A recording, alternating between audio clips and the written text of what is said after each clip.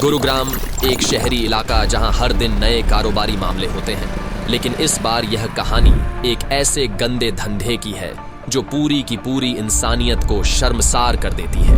ये कहानी एक मेडिकल रैकेट की है जिसमें जिंदगी और मौत का खेल खेला गया। यह कहानी है एक डॉक्टर की जो 2001 से जनरल फिजिशियन था और फिर 2007 में उसने एक रजिस्टर किए गए रेडियोलॉजिस्ट के रूप में भी अपनी पहचान बनाई।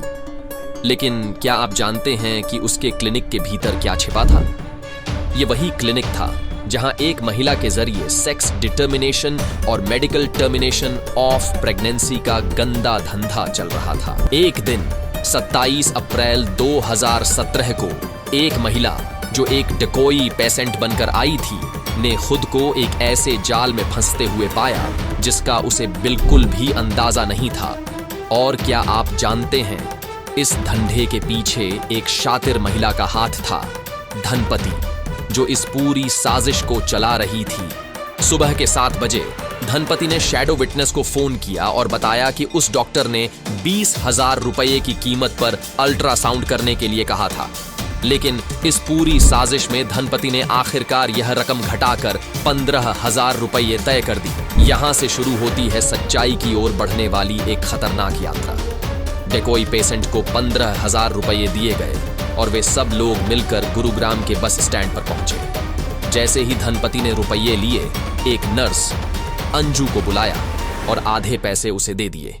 अब ये पूरी कड़ी पुलिस के जाल में फंस चुकी थी। लेकिन अचानक पुलिस ने पूरी कार्रवाई को अपने हाथ में लिया।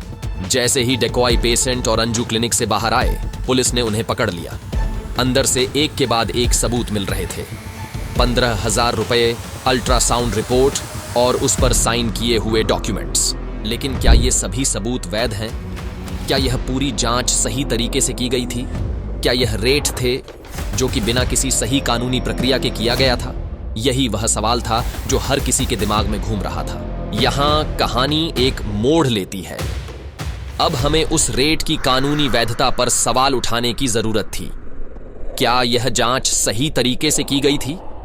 क्या अधिकारियों ने इस रेट के लिए कानूनी आदेश जारी किया था? क्या यह रेट पूरी तरह से अवैध था?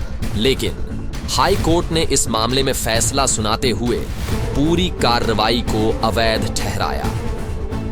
रेट के आदेश पर सिर्फ एक व्यक्ति ने हस्ताक्षर किए थे, जबकि नियम कहता है कि यह फैसला पूरी उपयुक्त अथॉरिटी का होना चाहिए था।